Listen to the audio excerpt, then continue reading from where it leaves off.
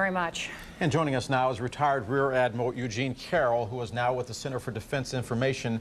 And so far, the focus seems to be on Osama bin Laden. But Judge Webster said, don't rush to judgment. Are we presuming too much at this point? I think so. We had no warning of this, which means there's no intelligence trail back to the source of the action.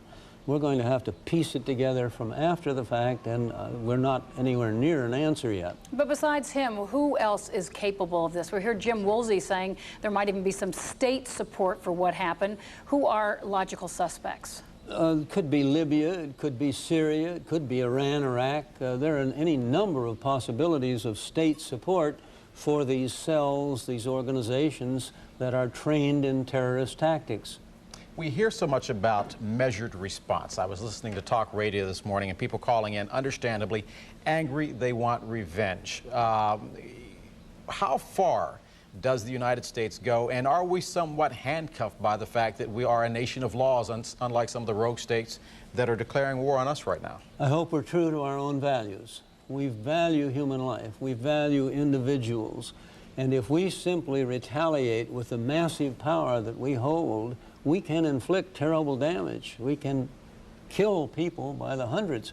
But that in no way will make us safer in the future. It simply will raise the level of violence and assure that there will be responses in the future against our own people. But in a democracy, is there a point where even the most civilized of society says enough is enough?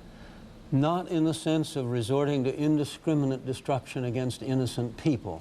If we find the actors, we ought to hunt them down by every means available to us.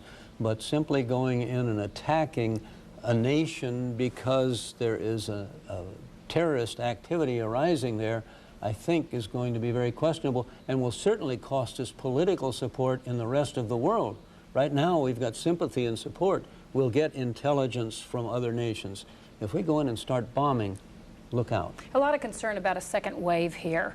What do you think the likelihood of something like that would be? Against a second wave against of attacks by these terrorists? No, I think they're smart enough to realize now our attention is focused on the airports, on the air threat, and we will probably overreact in that sense, with the result they will pick out a new type of target.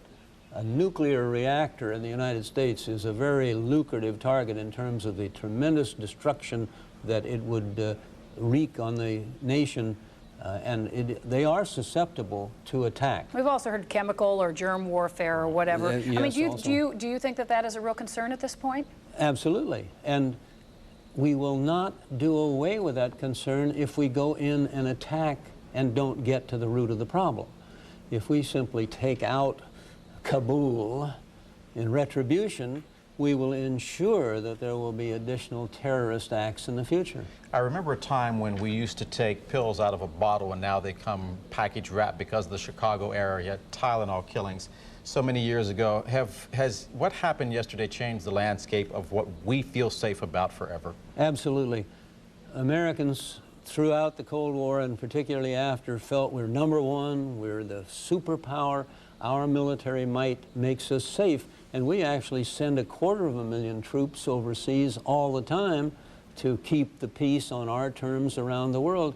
And here suddenly we learn vividly, tragically, that we are still vulnerable to violence by nations or groups that blame the United States for certain actions. Okay, Admiral Eugene Carroll, thank you very much for joining us tonight. Thank you. Thank you. We want to turn our attention now to New York City. That is